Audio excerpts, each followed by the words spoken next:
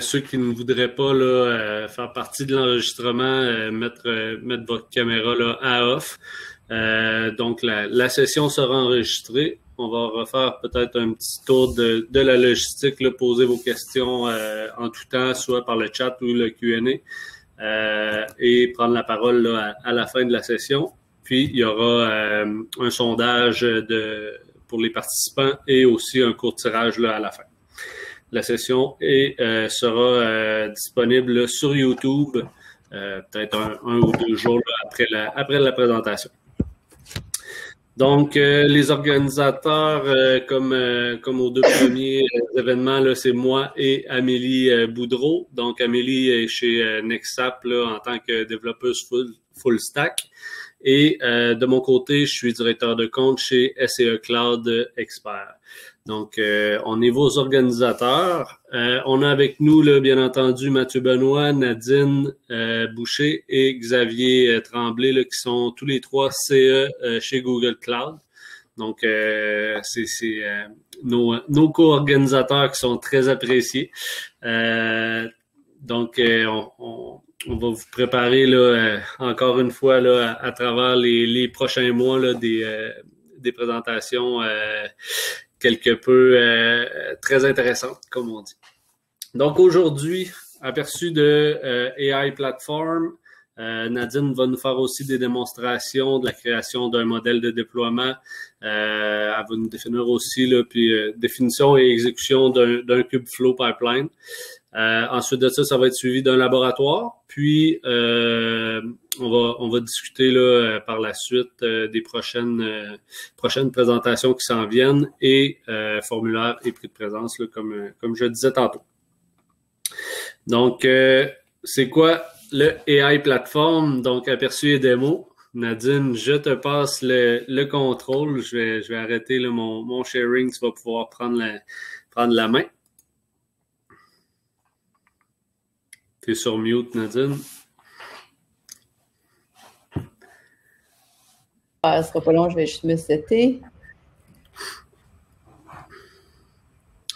Donc, encore une fois, n'hésitez pas pour vos questions pendant la présentation. On est là pour collaborer, comme on dit. OK. C'est que vous voyez bien mon écran? Oui. OK. C'est que bonjour tout le monde. Donc, on a beaucoup de matériel aujourd'hui, mais à haut niveau, la session d'aujourd'hui va être vraiment focusée sur le AI Platform. Puis aussi, là, on va utiliser là, le AI Platform Unified qui est en preview. Je vais en parler sous peu. Puis je vais faire des démonstrations. Je vais faire des démonstrations de des labs qui seront accessibles à vous, là, soit, mettons, si on a le temps. Je vais essayer, moi, de faire mon contenu jusqu'à 1 heure pour qu'après ça, ça donne 30 minutes aux gens qui voudraient commencer le lab ou le lab de son choix, là, parce que je vais passer à travers différents scénarios, puis ces labs-là, qu'est-ce que je vais parler ou que je vais démontrer, ils seront disponibles à faire, là, on va vous donner les liens, puis tout ça. C'est que je vais essayer de tout finir pour 1 heure, si c'est possible, pour qu'après ça, ceux qui veulent faire des labs, puis si jamais vous avez des problèmes ou à les exécuter ou ces choses-là, ben on restera jusqu'à 1h30, nous, pour vous aider ou pour répondre à vos questions. Puis, donc, ça va être vraiment, là, tu sais, passer à travers les outils potentiels que vous pouvez utiliser pour créer vos propres machine learning modèles utilisant le AI Platform de Google et aussi en automatisant là, le training, le déploiement et le monitoring là, de vos modèles avec nos pipelines qui sont supportés par Kubeflow. OK? Donc, avant qu'on saute dans le gros du sujet de la session d'aujourd'hui, je voulais quand même passer à travers sur toutes les autres composantes et le processus de bout en bout qu'habituellement on passe à travers afin de pouvoir justement créer des machine learning modèles. Donc, naturellement, ça se peut très bien là, que vous ayez des fichiers CSV que vous voulez utiliser pour commencer, mais en entreprise, habituellement, vous allez en arriver à avoir dans un data lake, un data warehouse et d'autres composantes comme des cloud storage, des données qui sont storées, que vous allez manipuler afin de faire un modèle, un machine learning model. C'est que naturellement, ces données-là vont arriver en streaming ou en batch. Et vous devrez avoir des composantes pour collecter, acquérir ces données-là, les transformer, les intégrer, les manipuler, les storer ou même une fois storées, faire du ELT afin de les rendre consommables par différentes lignes d'affaires ou différents usagers, dont entre autres les data scientists, qu'est-ce qu'on va voir aujourd'hui. OK? C'est que ça, ces capabilities-là, sont génériques, puis ça, la slide ici montre les équivalents des services ou des produits disponibles sur Google Cloud pour rendre le tout possible. OK? C'est que j'entrerai pas dans le détail de toutes ces composantes-là, mais ça fait partie de l'écosystème là qu'on va en arriver avec AI Platform. Puis c'est disponible. Et naturellement, ça, c'est précis par rapport aux services de GCP sur Google Cloud, mais on a également plusieurs partenaires qui permettent de supporter là, votre Smart Analytics ou Data Platform. C'est qu'ici, j'ai mis un diagramme à haut niveau qui admettons, qui met un peu plus de concret sur ce diagramme-là, qui est un peu plus peut-être à haut niveau. C'est que donc, si je prends comme aujourd'hui, qu'est-ce qu'on va, on va travailler beaucoup, puis les démonstrations vont être à partir du AI Platform, mais selon le use case qu'on va vouloir démontrer, afin d'en arriver à créer notre modèle, l'entraîner, l'évaluer, le déployer, puis faire une prédiction sur le modèle. On va prendre des données qui vont être soit dans un CSV directement ou soit qui auront été storées dans BigQuery. Mais comme je disais, dans votre entreprise, vous allez, comme soit acquérir ces données-là, puis le storer dans Cloud Storage que j'ai pas mentionné, qui est ici, ou en real time avec les services de PubSub. Et on a également différents outils pour pouvoir faire le processing sur ces données-là. C'est que le AI Platform, c'est beaucoup utilisé par ceux qui veulent se servir de notre AutoML. Je vais expliquer prochainement c'est quoi le AutoML, mais c'est ou qui veulent créer leur propre modèle. C'est beaucoup les équipes de Advanced Analytics. Lorsqu'on parle des gens qui sont plus actuaires ou économistes, bien souvent, eux, ils vont vouloir continuer d'utiliser RStudio Server pour toutes les composantes qui sont rendues disponibles avec l'environnement en tant que tel. C'est que ça, sur GCP, on peut également l'offrir, mais c'est pas en mode fully managed, géré, serverless par Google Cloud. Ça serait plus en mode hosté sur notre cloud. Puis je ne couvrirai pas cet aspect-là aujourd'hui. Une autre chose que je veux toucher sur ce diagramme-là, c'est si jamais vous voulez, parce qu'il y a beaucoup de nos clients qui sont quand même multi-cloud, puis ils sont multi-cloud, admettons, peut-être qu'ils ont décidé de faire du application modernization sur Azure, AWS ou ces choses-là. Mais lorsqu'on parle de data platform ou du AI ML, souvent ils choisissent Google Cloud à cause de toutes les services qu'on a pour faciliter tout ce qui est data, AI, ML et ces choses-là. C'est que si jamais vous avez déjà des données qui sont storées sur un autre des cloud providers, il y a aussi possibilité là, de l'intégrer avec notre plateforme. OK? Ça aussi, on ne rentre pas dans le détail aujourd'hui, je voulais juste en parler brièvement. OK? Donc, là, je mentionnais que souvent, les gens sélectionnaient Google Cloud pour tout ce qui était relié aux data analytics AI, ML. C'est qu'ici, on démontre bien tous les projets ou les technologies qui ont ressorti de Google. C'est que donc, comme Google, comme on a 9 applications, comme Mail, Meet, YouTube, etc., qui ont plus de 1 milliard d'utilisateurs. C'est que ça, c'est ce que ça leur requérit, c'est de pouvoir desservir ces utilisateurs-là de façon globale et at scale. C'est que ça l'a poussé Google forcément à développer des composantes qui sont très performantes, highly scalable, puis aussi qui nécessitent de l'automatisation. C'est que si vous voyez depuis, ils sont pas tous énumérés même ici, là, faudrait que je les mette à jour, mais les différentes technologies qui en sont ressorties de Google pour pouvoir supporter tout ce que je viens de mentionner. C'est que maintenant, si on prend cette même slide-là et qu'on le représente par les services que vous retrouvez sur Google Cloud, encore une fois, vous pouvez en voir certains de ceux-là. C'est qu'aujourd'hui, naturellement, qu'est-ce qu'on va parler? Ça va être plus, tu sais, comme, admettons, relié au AutoML, Kubeflow, What If Tool, le ML Engine. OK? OK. Donc, le AI Platform. Qu'est-ce que le AI Platform? Puis là, je commence beaucoup là, avec le Unified, étant donné que c'est présentement en preview. Donc, vous y avez accès dans le Google Cloud. Et c'est également là, notre plateforme dans laquelle tous les nouveaux développements se font. Donc, si vous commencez un nouveau projet, on vous recommande de commencer avec le AI Platform Unified. Il est en preview présentement, mais il va être GA là, dans seulement quelques semaines. OK? Et ça vous permet de justement on a intégré dans une interface usagée tous les services requis pour faire la définition de vos datasets, manipuler les datasets, faire le training, l'évaluation de vos modèles, le déploiement et aussi faire les prédictions et définir les pipelines pour l'automatisation de vos tâches pour faciliter le déploiement de ces modèles-là en production et de les monitorer. OK?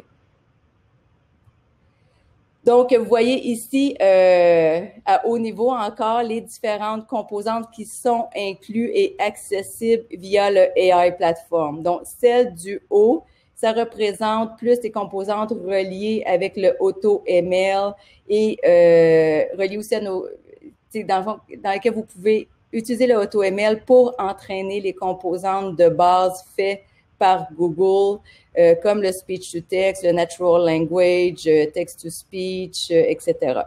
OK? Donc, nous, aujourd'hui, on va passer plus de temps sur différentes composantes ici qu'on voit, dont, entre autres, on va créer des notebooks, on va également regarder les experiments, les différents pipelines, le training, prédiction, etc. Donc, c'est beaucoup d'outils qui se trouvent dans une même plateforme, puis c'est comme comment savoir quoi utiliser. Ben souvent ça se résume avec ce petit diagramme là. Ok. Donc est-ce que vous avez les données pour faire le training de votre modèle?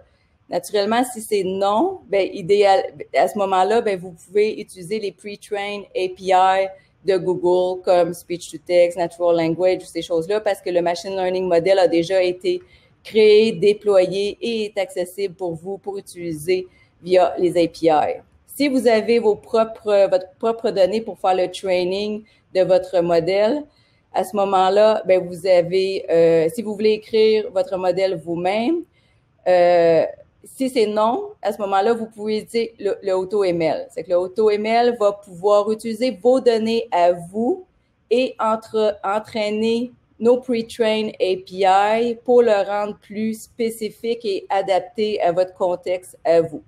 OK?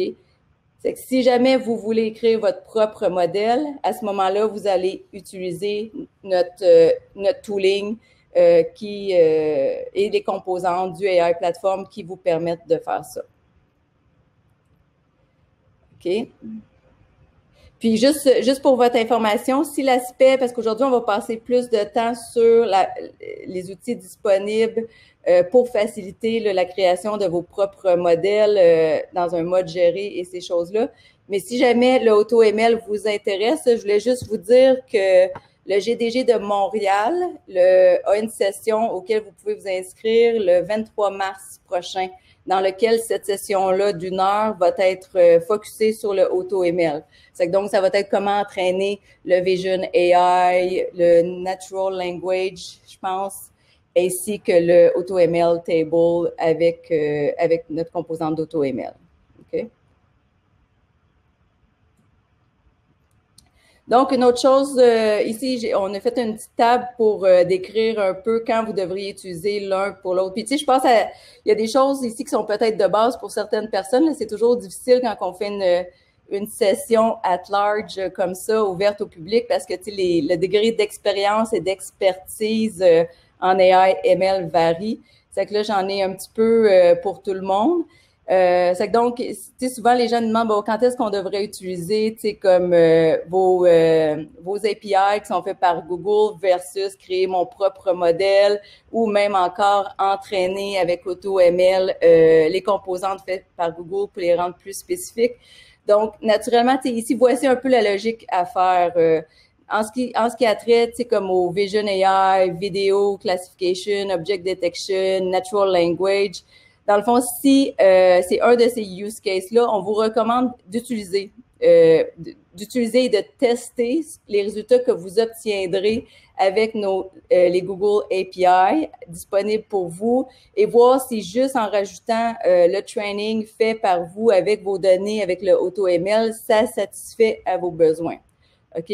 Naturellement, si c'est pas exactement comme vous voulez, ben à ce moment-là, vous pourrez aller vers le custom ML, mais il y a tellement d'efforts qui ont été faits que les modèles, dépendamment le use case, ils sont quand même très, très bons. Aussi, si vous n'avez pas besoin d'avoir le contrôle sur l'architecture, le framework qui est utilisé pour le modèle, à ce moment-là, AutoML, c'est un bon scénario également. Puis, AutoML peut être utilisé aussi pour avoir un aperçu rapide, mettons, justement des relations entre les features et le target ou comment que votre dataset se comporte afin de pouvoir potentiellement accélérer par la suite le développement de votre propre machine learning model.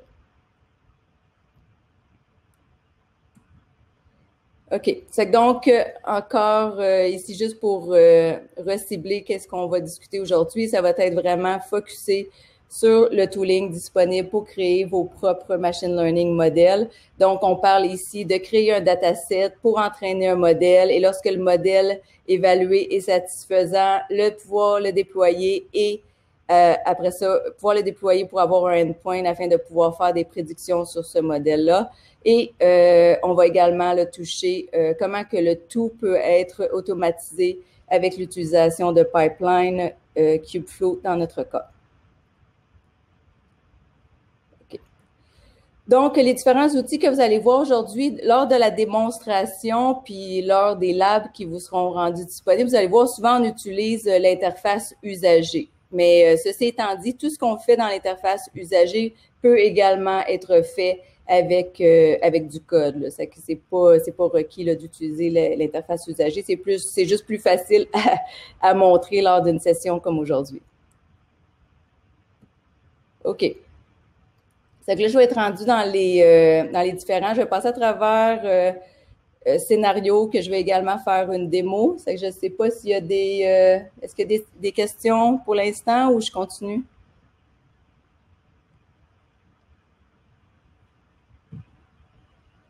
Olivier, on est correct?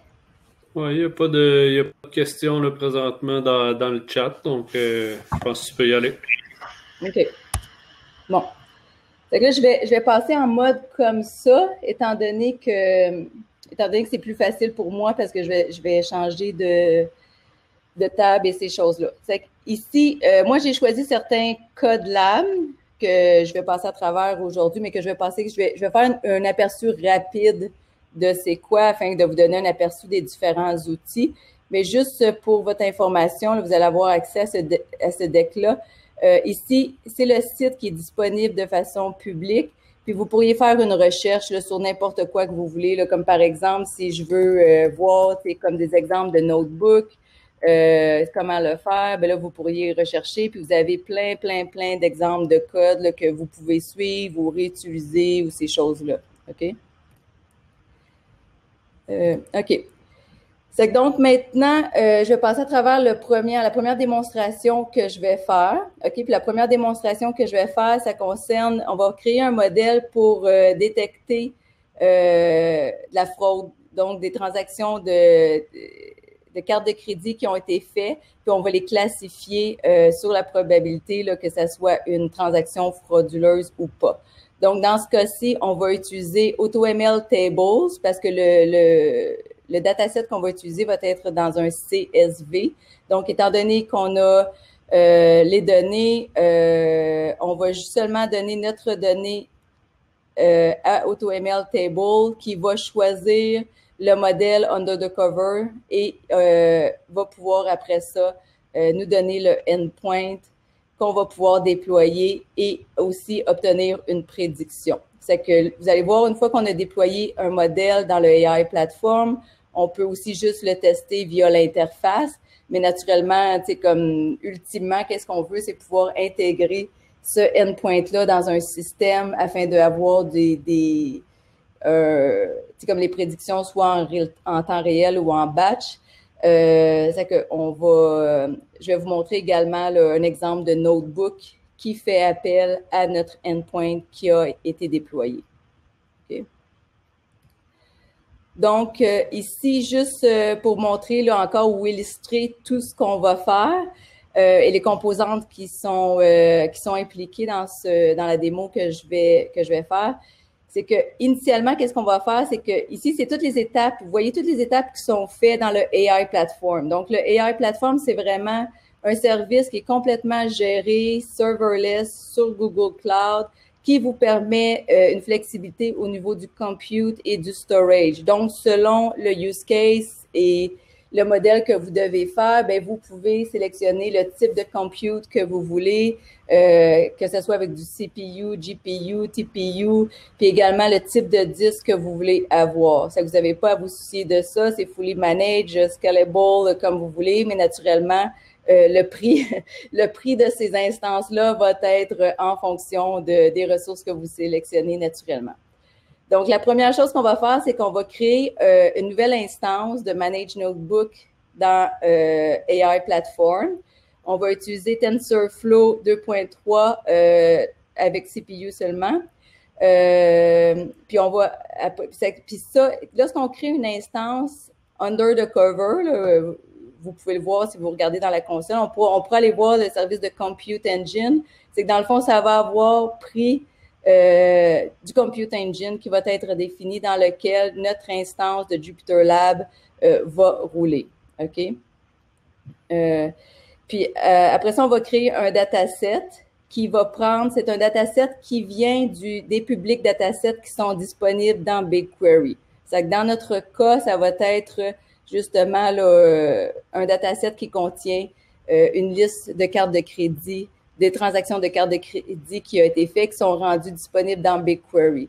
Je pense que j'ai aussi l'URL, mais c'est un des avantages aussi de BigQuery, c'est tous les datasets qu'on rend disponibles publiquement à tout le monde. Puis certains de ces datasets-là peuvent être aussi disponibles ou utiles là, dans votre vrai scénario, mais ça vous permet également de vous familiariser là, avec les différentes composantes en utilisant ces datasets-là directement dans le Google Cloud. Donc, une fois qu'on va avoir défini le dataset qu'on veut utiliser, on va l'entraîner en utilisant le AutoML Table. On va faire une classification, puis on va l'optimiser pour l'objectif de Hawk PRC. Après ça, on va évaluer le modèle. Je vais vous montrer les façons qu'on peut évaluer le modèle qui a été créé. On va déployer le modèle et on va le tester. On va tester le endpoint qui va avoir été fait via l'interface ainsi que via le code. Okay? Il va y avoir un notebook qui va en Python qui va appeler justement notre endpoint qu'on aura créé. OK. C'est que donc, là, ce sera pas long, il va falloir que je change de... OK.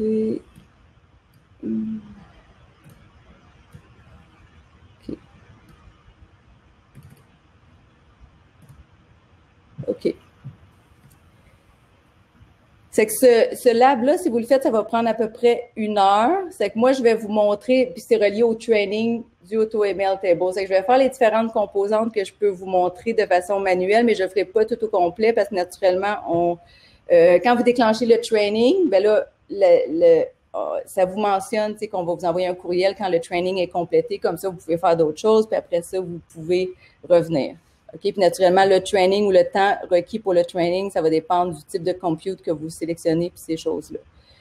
C'est que là, je vais commencer par vous montrer là, les différentes étapes que j'ai dit qu'on ferait dans la slide que je venais de vous montrer. C'est qu'ici, qu'est-ce que vous voyez? C'est le Google Cloud Platform. Donc, moi, je suis inscrite.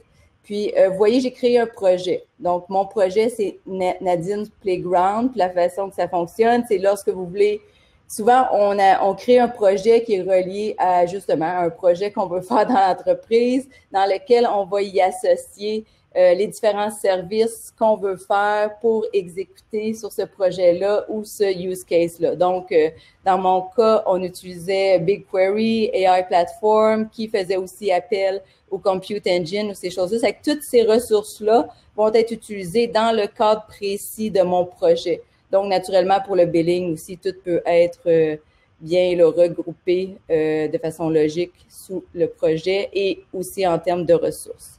OK?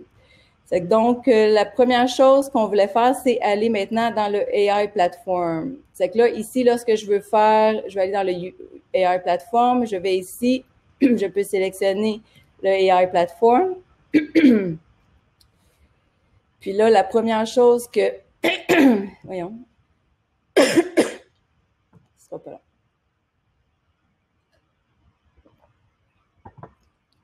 Okay. La première chose qu'on voulait faire, c'est créer une instance de Jupyter Lab. Donc, si je vais sous Notebook, OK, là ici, je rentrerai justement l'option de créer une nouvelle instance de mon Jupyter Lab Notebook Fully Managed. Et ici, je sélectionne justement le framework que je veux utiliser. Dans notre cas, on veut utiliser TensorFlow Enterprise 2.3 sans GPU. OK? Donc, naturellement, vous pouvez donner le nom que vous voulez. Credit card. Vous pouvez sélectionner la région où vous voulez que le service soit déployé. Ici, vous avez le type justement de machine qui est utilisé, le nombre. Est-ce que c'est assez gros? Je devrais grossir mon écran. Non, on voit bien. OK. Bon. Il y a différentes choses que vous pouvez sélectionner. OK? Le type de GPU, le disk, networking, etc. Dans notre cas, on ne ferait que faire un create. Je pense que...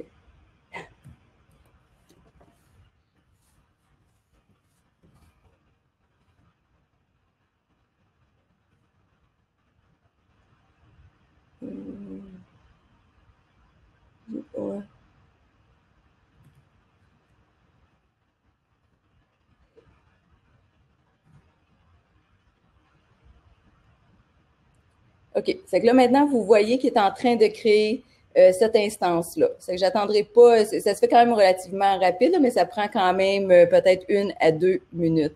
C'est que comme je l'ai déjà fait, je vais rentrer directement ici, une fois qu'il a été complété. Vous voyez, si vous ouvrez le Jupyter Lab, vous arrivez directement dans votre Jupyter Lab que vous pouvez faire ce que vous voulez. Là, c'est pas j'ai déjà créé quelque chose, c'est que là, vous voyez le chose. Mais ici, vous pourriez sélectionner. Si vous voulez accéder au terminal de ce compute, là, vous pourrez accéder au terminal. Mais moi, j'ai déjà créé le Python 3 là, que vous voyez pour faire appel à mon endpoint qui aurait été créé. Donc, là, on est dans le cas où je voulais utiliser AutoML, c'est pour AutoML Tables, donc pour agir sur mon dataset. Donc, si je retourne maintenant sur, justement, lui dire que je veux pointer sur le dataset qui se trouve dans BigQuery, OK?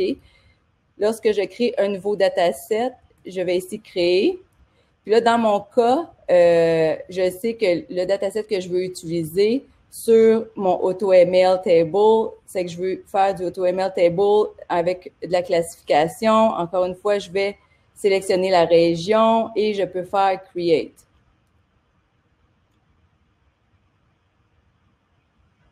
OK.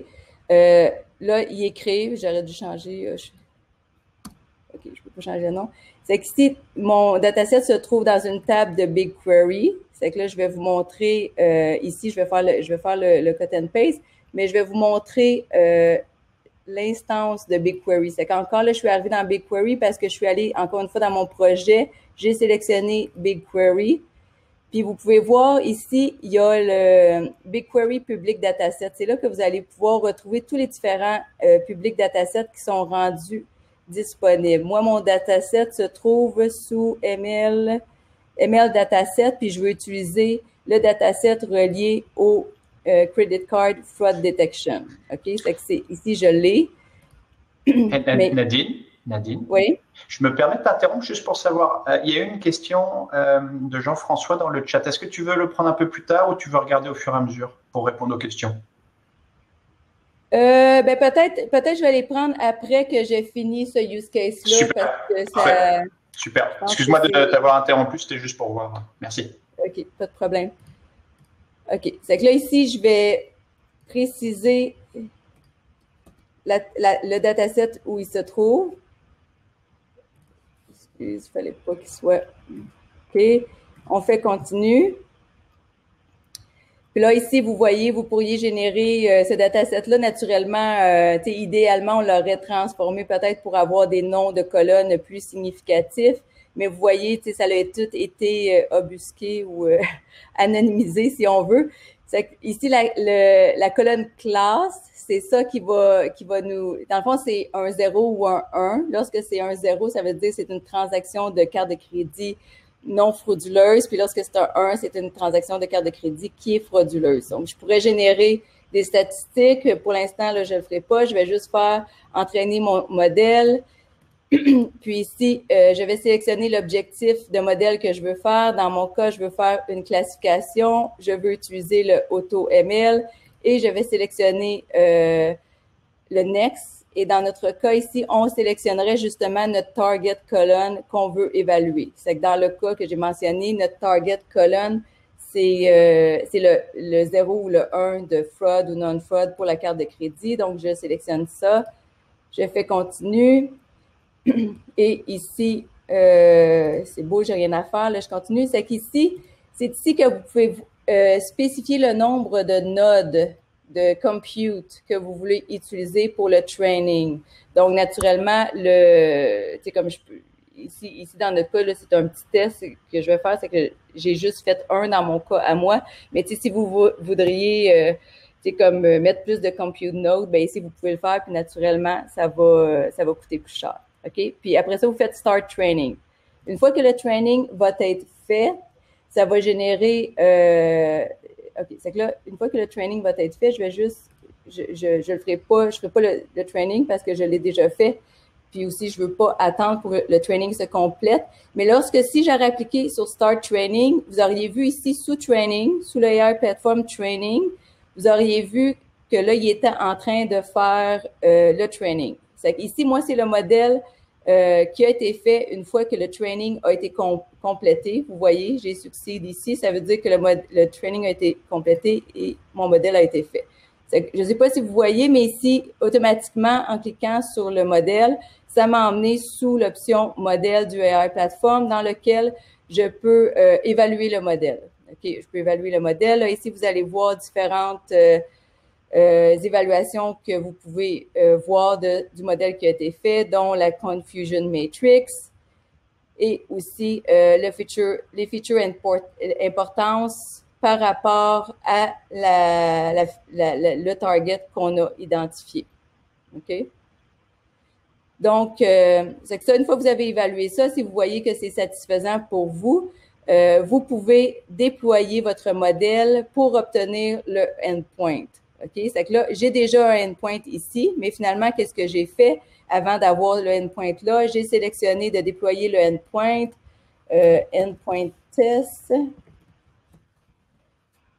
dans lequel ici, maintenant, ça c'est under the cover, ça va être les computes ou les ressources rendues disponibles pour, dans le fond, gérer toutes les demandes à votre endpoint pour faire les prédictions.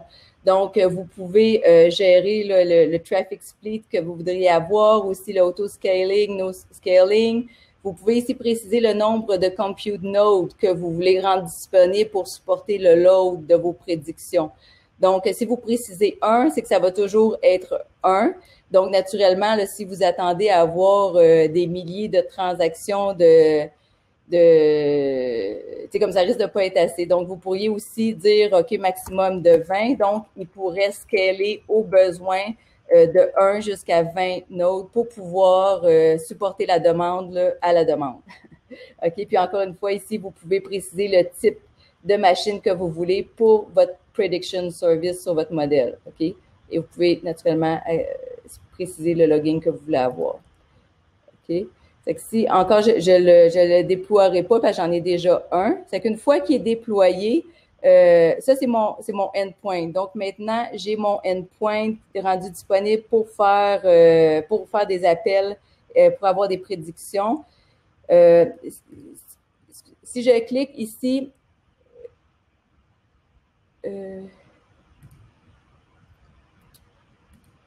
vous pouvez faire un test, OK, dans l'interface. Comme ici, vous voyez, là, il y a auto-populé avec des données de test que vous pourriez changer si vous voulez.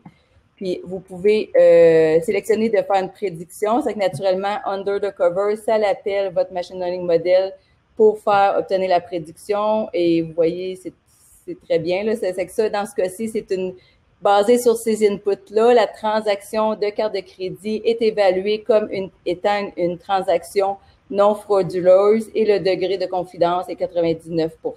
Donc, naturellement, ça, c'est plus pour vous lorsque vous voulez faire vos tests, parce que dans la vraie vie, ultimement, vous allez vouloir le déployer comme dans votre système, donc l'intégrer avec du code dans votre système. C'est qu'on a aussi un exemple maintenant avec si je retourne dans mon Jupyter Lab que j'ai créé initialement et que je l'ouvre, vous allez voir un exemple de code qui appelle le endpoint qu'on vient de créer. OK? C'est que donc, dans ce cas-ci, naturellement, il faut qu'on installe comme le SDK pour pouvoir faire appel au AI Platform parce que c'est sur ça que se trouve notre endpoint pour l'appeler. Ici, on a défini la fonction pour pouvoir appeler la prédiction, OK, mon endpoint. Donc, tout ce qu'on a besoin de faire, c'est que vous voyez ici, j'ai créé un exemple de test data pour appeler mon endpoint. Et ici, j'appelle la méthode qu'on a fait.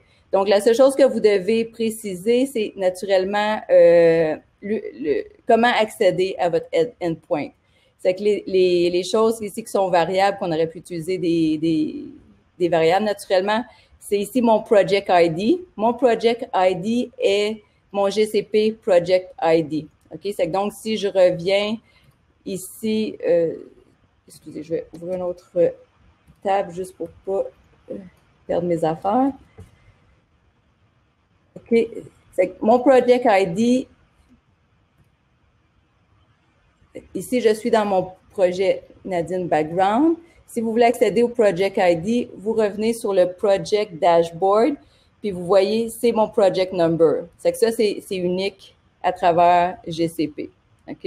C'est généré automatiquement. Lorsque vous créez un nouveau projet, vous allez créer le Project Name et vous pouvez également le sélectionner, le Project ID, mais le Project Number est généré de façon à ce qu'il est unique. C'est qu'ici, c'est là que vous allez préciser votre Project ID. Après ça, la région dans laquelle vos services, votre endpoint a été déployé.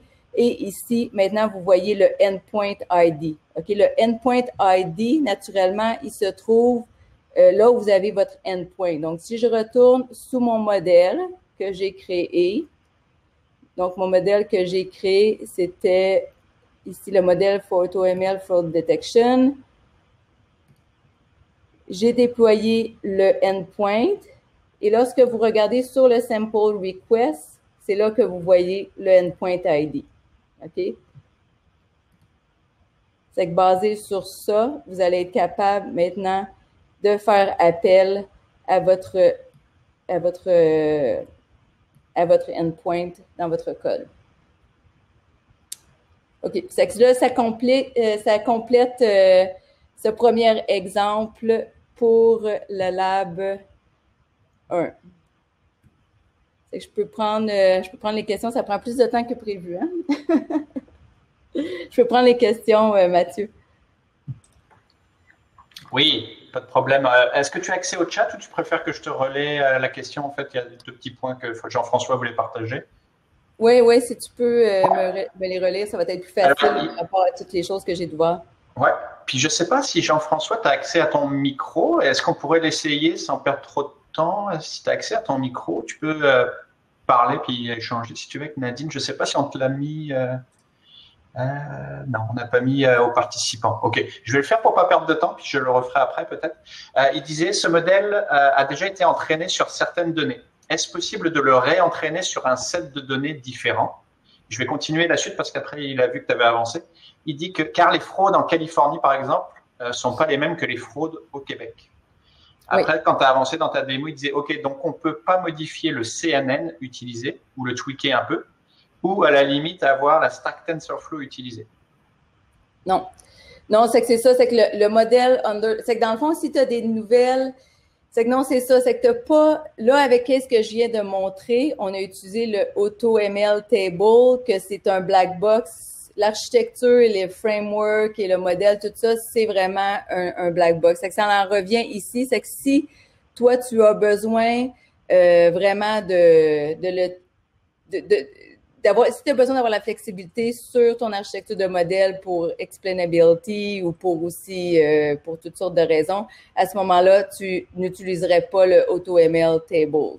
Mais là, qu'est-ce que peut-être que tu l'utiliserais? Peut-être que tu l'utiliserais initialement pour avoir comme un baseline, voir, admettons, les features qui influencent ce que tu veux démontrer, etc., pour accélérer la création de ton propre modèle. Mais dans qu'est-ce que j'ai démontré avec AutoML Table, tu n'as pas accès au modèle under the cover. OK. Est-ce qu'on peut prendre ce modèle-là et le réutiliser pour le tweaker, justement? C'est vraiment ça la question. Non, parce que vous autres, vous avez déjà entraîné ce modèle-là. Il a déjà été tweaké sur plein de petites caractéristiques que nous, des fois, genre dans certaines régions au Québec, en Chine ou n'importe quoi, c'est complètement différent. Puis, l'important, c'est d'être capable de dire, ben, OK, nous autres, on a choisi de faire ce CNN-là à cause de ça. Oui. Mais ça, nous, ben, on devrait le changer. Par contre, les 3-4 autres couches de CNN, ben, ils nous servent, tu sais. Oui. C'est qu'à ce moment-ci, non. Je sais que c'est dans le roadmap de pouvoir exporter le modèle qui aurait été créé et sélectionné par le AutoML Table pour pouvoir justement peut-être partir de ce modèle-là et le raffiner.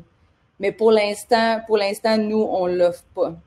Mais c'est dans le roadmap de pouvoir avoir accès au modèle qui aurait été généré, sélectionné parmi les meilleurs, évalués, pour pouvoir le tuner là, comme tu veux faire. OK? C'est bon. OK. OK, c'est que je vais continuer. Là, je vois le temps qui passe. C'est que je vais, dans le fond, j'avais d'autres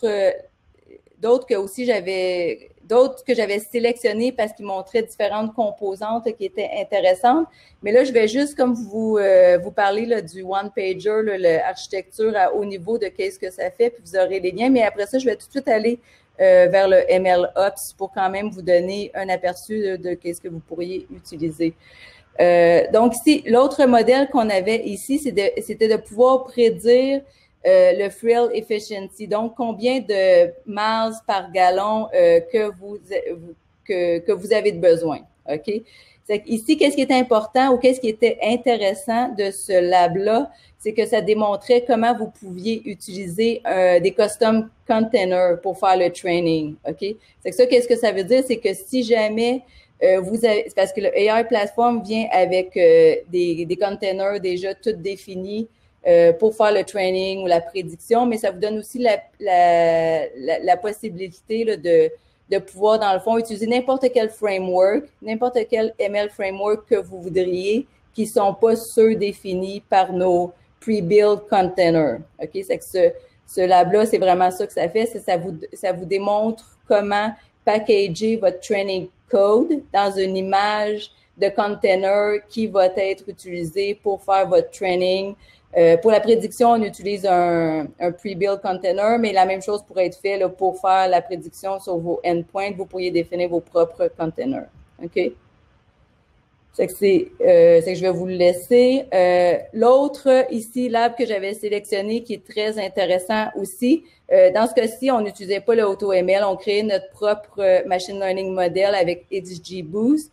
Puis ici, l'objectif de la création de ce modèle-là, c'était de pouvoir faire un modèle pour détecter, pour prédire si une demande de mortgage, donc d'hypothèque, allait être acceptée ou pas. Puis là, qu'est-ce qui était intéressant dans ce lab-là, c'est qu'on faisait l'utilisation du What If Tool. C'est que je ne sais pas si les gens sur l'appel sont familiers avec le What If Tool, mais encore une fois, c'est un outil qui était utilisé par Google à l'interne et qu'on a rendu disponible en open source pour pouvoir interpréter le modèle à différents niveaux. C'est que là, qu'est-ce que je vais faire, c'est que quand même pour vous donner un aperçu rapide de ce que c'est. OK. C'est que là, ici, c'est mon notebook pour justement prédire si une demande d'hypothèque allait être approuvée ou pas. Là, il y a toute la création là, de la manipulation, la création du modèle ou ces choses-là. Puis là, ici, ces deux lignes-là, vous voyez, c'est comment maintenant intégrer le What If Tool dans votre notebook pour pouvoir évaluer le modèle, OK?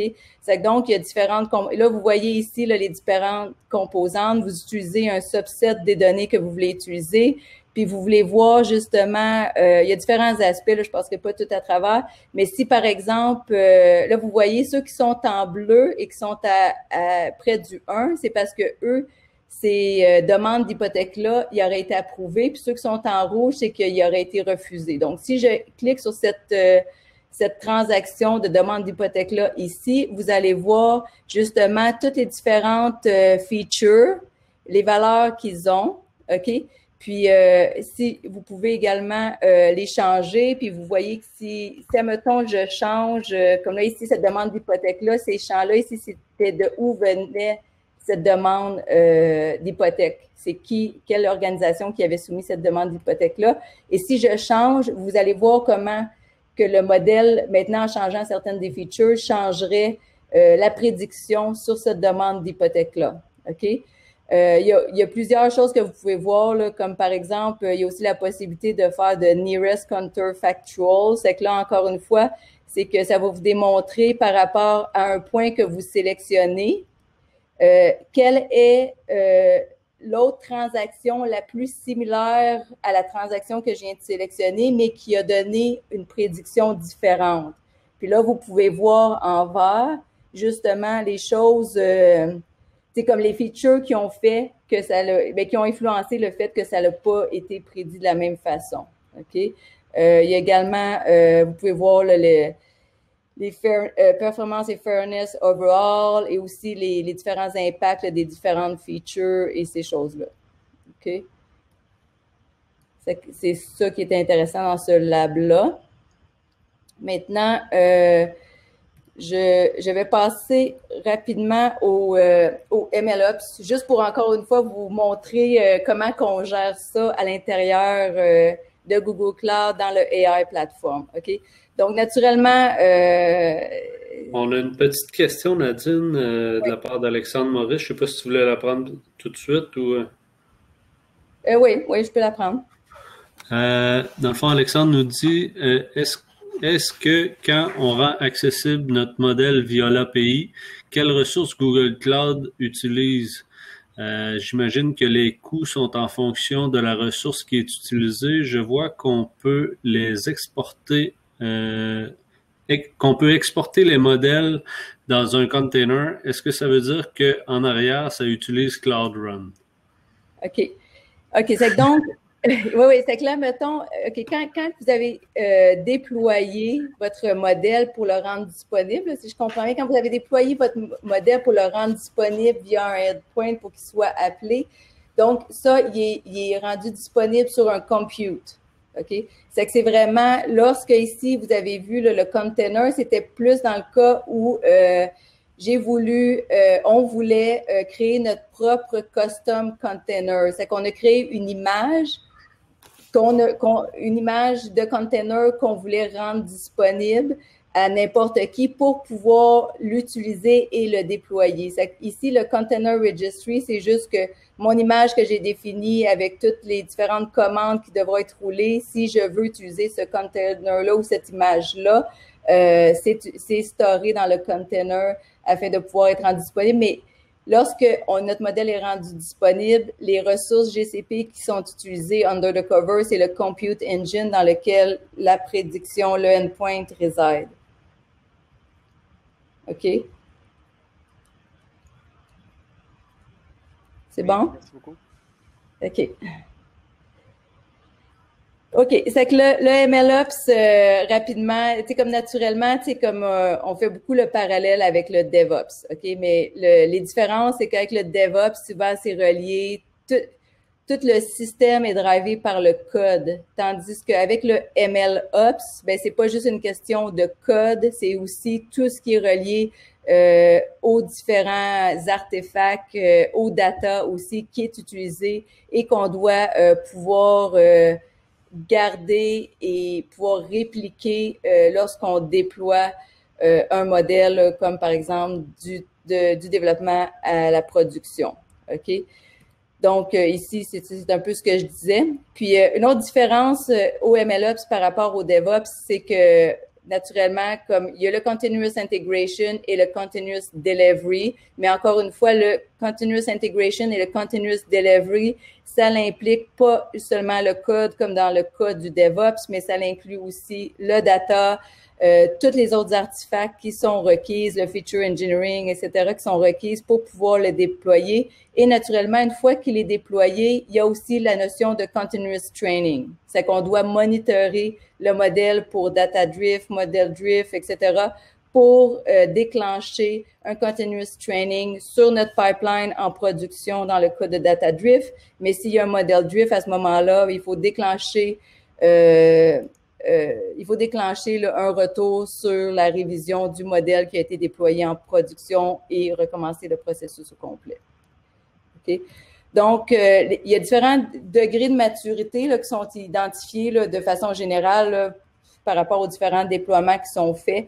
La majorité des clients se trouvent dans le manual process. Donc, le manual process, qu'est-ce que ça veut dire? Ou à la phase 0, c'est que les gens, aujourd'hui, souvent, ils ont mis des modèles en production, mais que donc, toutes les étapes ici du machine learning de 1 à 8, ils sont toutes faites manuellement. Okay? Ils sont faites manuellement par le data scientist et après ça, peut-être par IT pour pouvoir le déployer en production, mais il n'y a pas encore de CI, CD ou encore moins de CT là, pour le continuous training. Puis là, je vais parler des autres. Le deuxième, l'étape 1, bien ça serait l'étape où que justement, il y a certaines de ces tâches-là qu'on a définies dans un pipeline. C'est que le data scientist, comme par exemple, il fait peut-être data extraction, analysis, preparation, model. C'est qu'admettons juste ici, de 1 à 6, qu'on pourrait définir dans un pipeline. Mais que encore une fois, le pipeline serait déployé en production de façon manuelle. C'est qu'il n'y a pas encore de continuous delivery ou de continuous training. Et naturellement, le dernier niveau, là, c'est le ultimate gold. Mais réalistiquement ou concrètement, les gens, on vise à ça, mais il y a peut-être le 2%, là, globalement, là, Google voit peut-être seulement 2% là, des clients là, qui sont rendus là. Mais il y a de plus en plus des gens là, depuis 1 an, 2 ans, dépendamment du scale puis de l'historique des clients, là, il y a déjà beaucoup de... il y a déjà des gens qui se rendent au niveau 1. C'est que maintenant, si on veut illustrer ces différents niveaux-là que j'ai mentionnés, c'est que vous voyez ici, le niveau 0, naturellement, tout le monde va faire ces différentes étapes-là. Le data scientist va faire les premières étapes. Il va avoir un train model dans lequel il va être satisfait et dans lequel il va storer son modèle qui aura été fait dans un repository. Dans le monde de Google Cloud, souvent, c'est notre Google Cloud Storage, à partir duquel les gens de TI ou de Ops pourront prendre ce modèle qui aurait été comme storé là pour pouvoir le déployer en production et intégrer, dans le fond, aux différents systèmes qui doivent y accéder. OK? Dans le niveau 1, là, vous voyez, il y a maintenant le concept de pipeline qui est mis de l'avant. Donc, on a un peu ce qu'on veut, le CI. Le CI est mis de l'avant par rapport à l'orchestration des pipelines. Mais encore une fois que le pipeline est fait, que le modèle est évalué et prêt pour le déploiement, il est storé dans un source code repository dans lequel, encore une fois, le Ops pourra reprendre ce même pipeline-là et le déployer en production. Donc, il y a le concept de CI qui est mis Puis c'est ça, là, dans le fond, il y a aussi là, le continuous training, qu'une fois que le pipeline sera déployé en production, que le continuous training peut également être fait pour s'assurer que le modèle répond bien au threshold qu'on a malgré les nouvelles live data qu'on obtient. OK? Et le dernier niveau, comme vous voyez maintenant, il y a le continuous deployment, ce qui veut dire que que dans le fond, on n'a pas besoin de le déployer, le pipeline, de l'expérimentation en prod. Ça se fera de façon automatique avec le continuous deployment. Et dans le monde de Google Cloud, c'est le cloud build. OK? Ça fait le tour un peu. Maintenant, je vais juste... donc, concrètement, pour pouvoir faire ces pipelines, là, je vais m'en tenir au niveau 1. OK? C'est que lorsqu'on veut faire des pipelines sur AI Platform disponible, c'est de pouvoir utiliser les Kubeflow Pipelines. OK? Les Kubeflow Pipelines, pour votre information, c'est aussi une technologie qui a été rendue open source par Google. OK? Donc, les Kubeflow Pipelines, ils roulent, c'est justement, ça vous permet de développer, déployer, manager et scaler votre end-to-end machine learning workload par ce processus-là, peu importe le framework utilisé. Tandis que, il y en a beaucoup qui demandent c'est quoi la différence entre Kubeflow Pipeline et TFX. C'est que TFX, encore une fois, parce que ça aussi, ça a été rendu disponible sur open source par Google, c'est que dans le fond, les Kubeflow Pipelines peuvent orchestrer les machine learning tâches ou activités qui auront été définies soit par le Kubeflow SDK ou TFX SDK. Mais même si vous décidez de définir vos différentes tâches dans votre pipeline, donc vos différentes activités ici, TFX devra être orchestré, par exemple, par le Kubeflow Pipeline. Et dans AI Platform, c'est comme ça qu'on définit ça. OK? C'est que s'il y a une petite différenciation dans le sens que, vous voyez ici, sur AI Platform, on a les host pipeline. Okay, je vais vous montrer sous peu, c'est comment que c'est défini. Mais juste pour amener du concret tout de suite. OK. Nadine, TFX voulant dire TensorFlow? Oui, TensorFlow Extended. Super. OK. C'est qu'ici, je vous montre, c'est le AI Platform. Vous voyez, on a les pipelines. OK? Puis lorsque vous voulez créer vous voulez orchestrer justement vos différentes étapes de machine learning, vous allez créer une nouvelle instance de pipeline. Concrètement, OK, ici, vous voyez, c'est un exemple de pipeline. Chaque étape dans votre pipeline, comme par exemple, ça peut être, comme ici, pour donner un peu plus, dans votre pipeline, ça c'est un pipeline, vous allez avoir différentes étapes. Comme par exemple, ici, vous voyez, vous allez avoir une étape pour faire le pre-processing, validation sur vos données. Après ça, vous allez avoir du feature engineering. Puis basé sur ça, potentiellement, vous voulez faire du training de vos modèles en parallèle. C'est que chacune de ces petites boîtes-là ou tâches-là, c'est vraiment représenté par une interface d'input. Donc, ça va prendre des données en entrée et des données en sortie. Et ça va être le contenu de cette application-là ou de cette tâche-là va être storé sur un container et exécuté ou orchestré par Kubeflow. OK? Donc, encore une fois, sur un diagramme plus concret, ce que ça veut dire, c'est qu'admettons, vous allez potentiellement avoir des artefacts qui vont être storés dans Cloud Storage.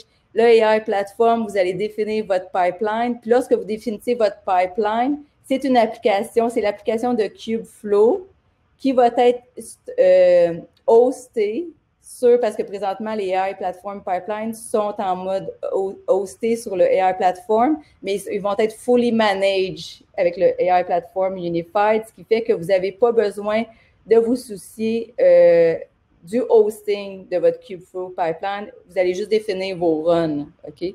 C'est que là, ici, le Kubeflow pipeline est naturellement hosté sur notre Kubernetes Engine, sur Google Cloud.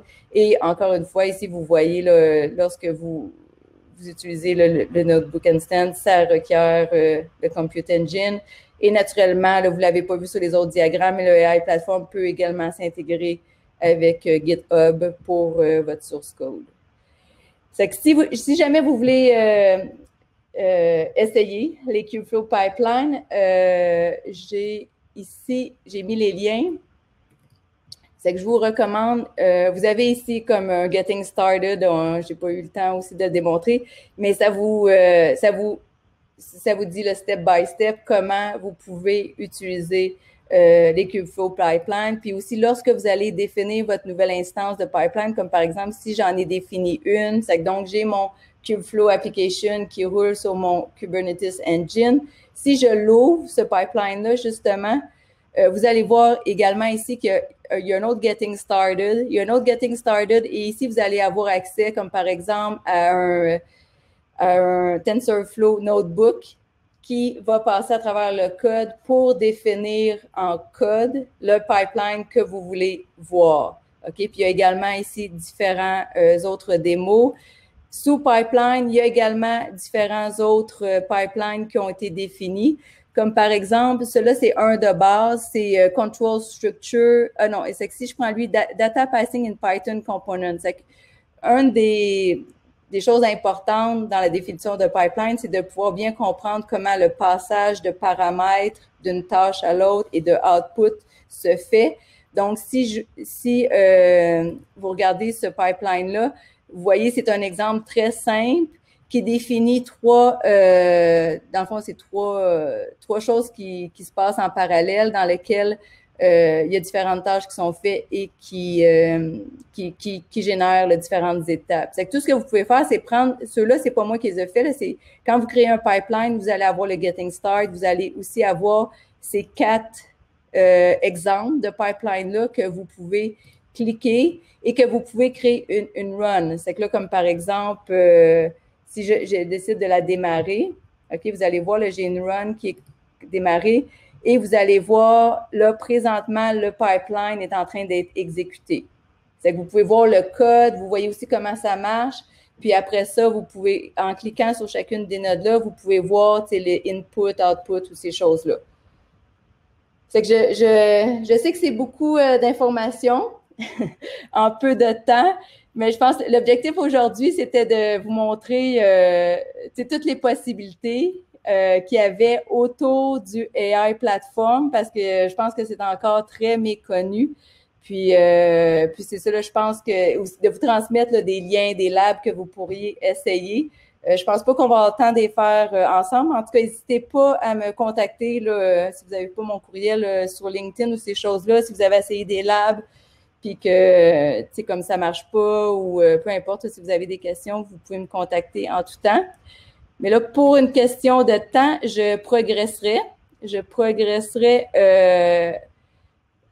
Puis Nadine, on a 2 questions non répondues de Jean-François. Plus tôt, il avait demandé si vous utilisez TensorFlow, peut-on entraîner notre modèle en local car ça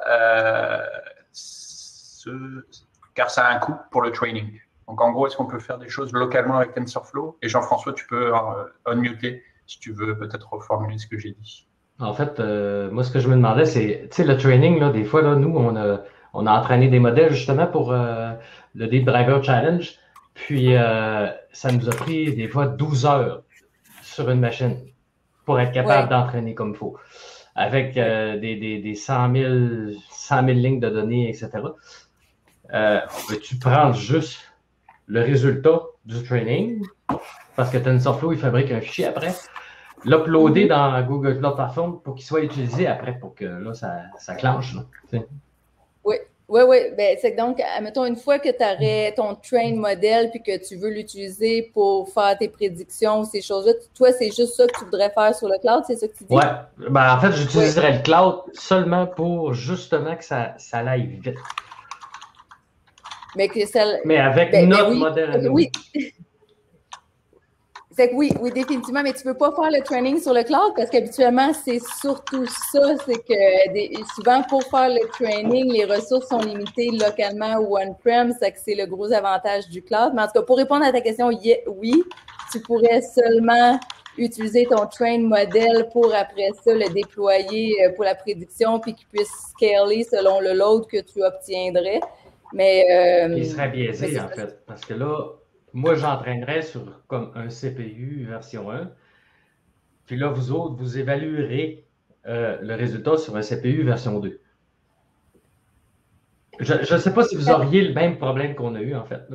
C'est que nous, on entraînait des modèles de conduite automatique et où la responsivity était super importante.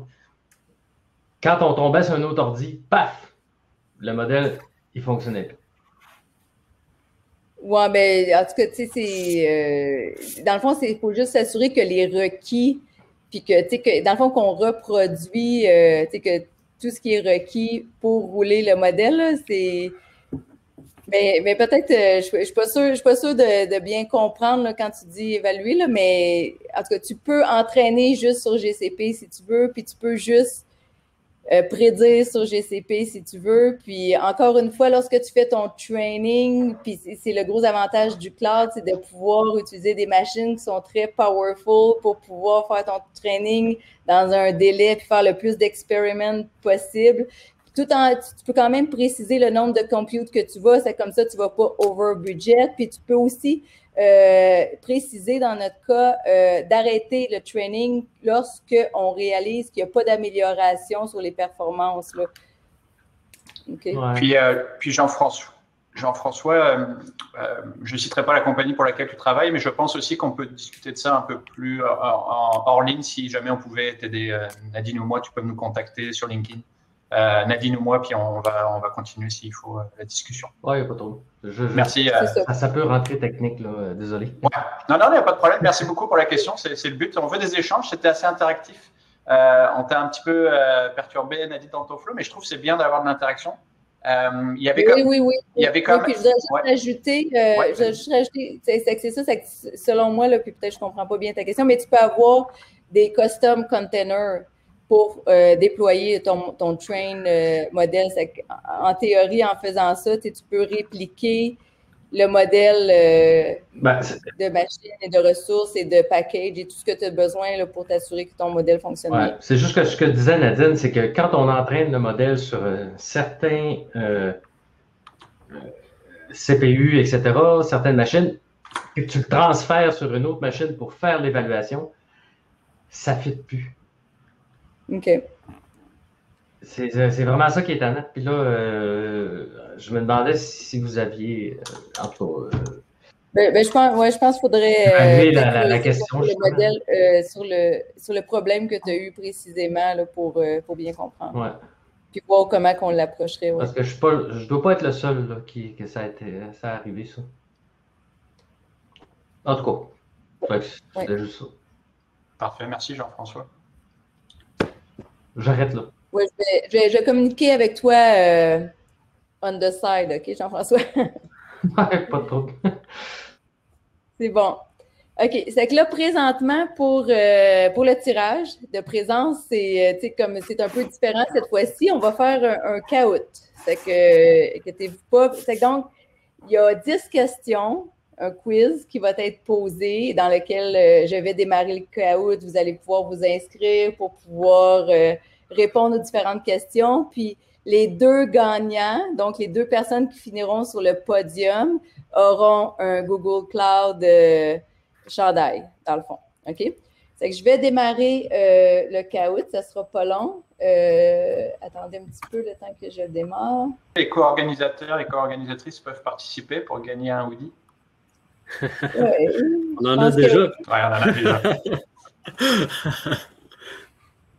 On va laisser les participants gagner le tout. OK. C'est que pour ceux qui n'ont jamais joué au caout, ici, qu'est-ce que vous devez faire? C'est que vous devrez ouvrir un navigateur dans lequel vous entrez ce URL-là. Okay. Si je vais vous le je vais vous montrer juste pour que vous puissiez voir. Vous allez rentrer ça, puis en rentrant ça, ici, ils vont vous demander de spécifier le PIN. Donc, vous entrez le PIN et vous faites Enter. Quand vous faites Enter, ils vous demandent votre nickname. Et fait que là, vous voyez, naturellement, OK, oh non, je suis bloqué à cause de Zscaler. Bravo. Ah, on t'entend, Jean-François. A priori, tu es bloqué au cas où. Non, Zscaler du VPN que je fais en ce moment. Prends-le sur ton mobile. Prends-le sur ton mobile. C'est ça, connecte-toi sur ton téléphone. Ouais. D'ailleurs, c'est l'astuce pour tout le monde. Mettez-vous sur le mobile, comme ça, vous avez l'écran en face. Et le mobile comme ça, c'est très pratique. Est-ce qu'on ferme l'enregistrement ou on continue? Ah oui, on peut fermer. Super. Parfait. Bon appel là.